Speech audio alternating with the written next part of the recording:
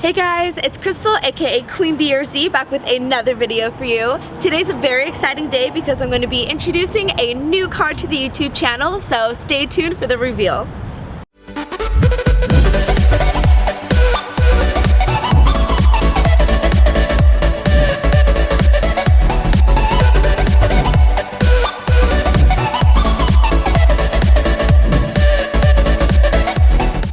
Alright guys, let's get to the reveal. So right over here I have the 2006 base model 350Z in the color red, and I'm still undecided with what I want to do with the car, but I wanted to ask you guys.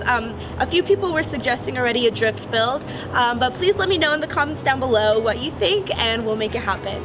So this is a 2006 350Z that I actually got from a friend for a really steal of a price. The car, it does have a lot of miles on it, but it's in really great condition, so I'm going to go ahead and talk to you a little bit about the condition that it's in. Starting off with the front here, first I wanted to point out that the paint was redone a few years ago, and I still want to get everything buffed out. We have a few little scratches here and there, so I'm going to go ahead and get a detail done of the car. Right over here, the headlights, if you'll notice, everything is kind of peeling back.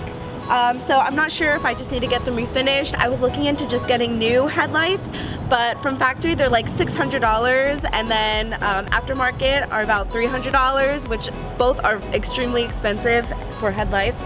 I don't have that problem with any of my other cars, so if you guys have any suggestions, please let me know. I'm gonna go ahead and pick the most affordable option that looks the best, so we'll see what I can get done there. Right down here, if you notice, we do have a crack in the bumper. We have a lot of rock chips in the bumper. So I'm going to go ahead and see what I can do about fixing those. So on the other side, we're seeing the same issue with the headlights, as well as paint chips right down here and then right up here. Also the clear coat is peeling a little bit there. So as you can see, the car isn't perfect, but for the price that I got it, I'll take it. That is pretty much it for the front of the car. Now let's go to the back.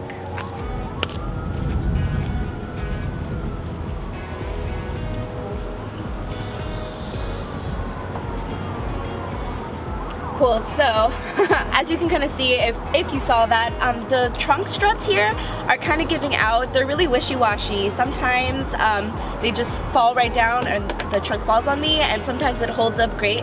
So I need to see about fixing those. Also, we have the sub right back here. Trunk space is awesome. Of course, you can see all my junk in the trunk. And everything in the back looks really, really nice. The paint is beautiful compared to the front, so that's one less thing to worry about, which I'm grateful for. Alright, so another thing I want to point out is that the interior trim here is broken.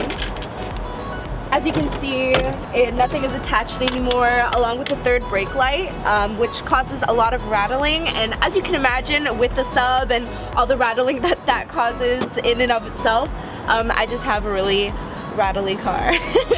But no worries, it's really easy fix. I'm just gonna go ahead and look at the parts online and see what I can do to replace these.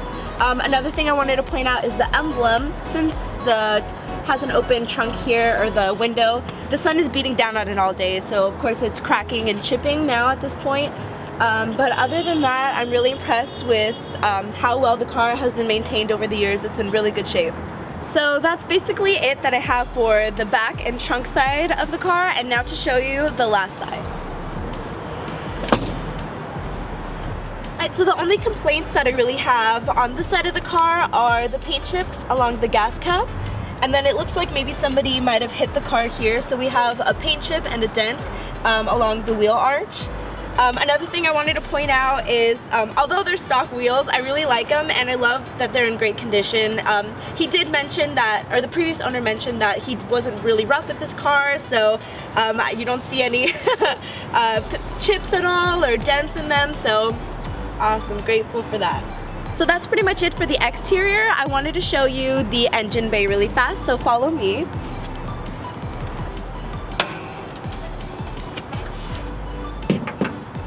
Alright guys, so considering how many miles this car has, the engine bay is spotless.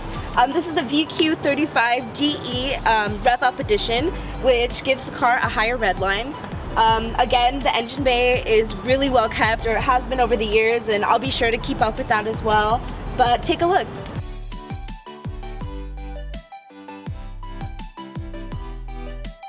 Alright guys, so as you can see, the car is 100% stock all around besides that stub in the back. I love that it's stock because it's kind of a fresh canvas for me and I can just make it into whatever I would like. Please let me know down in the comments below if you want to see a drift build, a track car. I think it would be really cool as a stance car, but again, let me know what you would like to see and we'll see what I decide. So now we're inside the car. I'm gonna go ahead and give you a quick rundown of what we have to work with here. So the interior trim on a lot of the stuff is fading. As you can see here, we have a lot of paint chips. I also have a lot on the door.